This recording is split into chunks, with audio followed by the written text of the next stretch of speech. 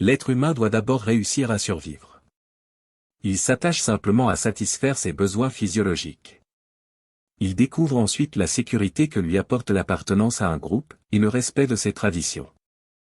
Mettez sur pause, pour prendre le temps d'examiner cette diapositive. Au niveau d'existence, survie, l'être humain cherche à satisfaire ses besoins physiologiques périodiques impératifs. Il recherche la stabilité de ses fonctions corporelles, par des réponses automatiques, sans notion de temps, de distance, de causalité, de conscience de soi. Faim. Soif. Sommeil. Confort thermique. Pulsion reproductrice. L'être humain, au premier niveau de subsistance beige, état automatique d'existence physiologique, cherche la satisfaction immédiate de ses besoins physiologiques de base. Il est essentiellement un organisme réflexologique simple. Il vit par l'intermédiaire de son équipement intégré. Il a un concept basé sur le besoin impératif de temps et d'espace. Il n'a aucune notion de cause ou d'effet. Sa conscience exclut le soi.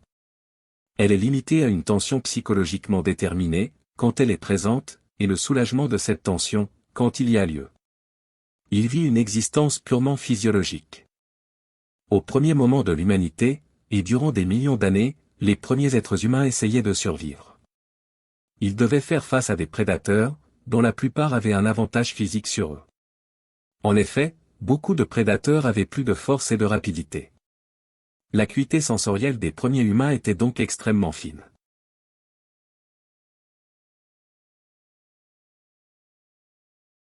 Les premiers hommes sont apparus en Afrique, il y a des millions d'années. Ils ont ensuite migré sur toute la surface de la Terre. Nous sommes donc tous africains.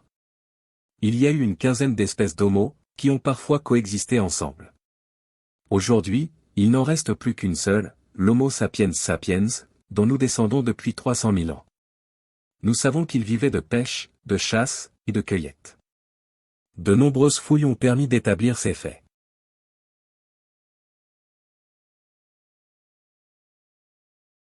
Peut-être en reste-t-il au fin fond de la forêt amazonienne? Ou dans quelques îles perdues du Pacifique?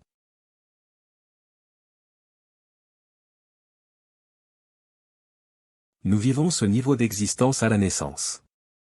Les seules préoccupations des nouveau-nés sont de dormir, et absorber la quantité nécessaire de lait, au sein maternel.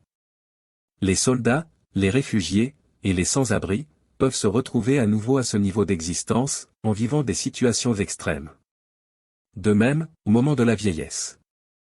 En effet, cette dernière peut s'accompagner de démence sénile, maladie d'Alzheimer et autres, de perte de la mémoire, du langage, de la reconnaissance, et de la capacité à planifier, et à prendre des décisions.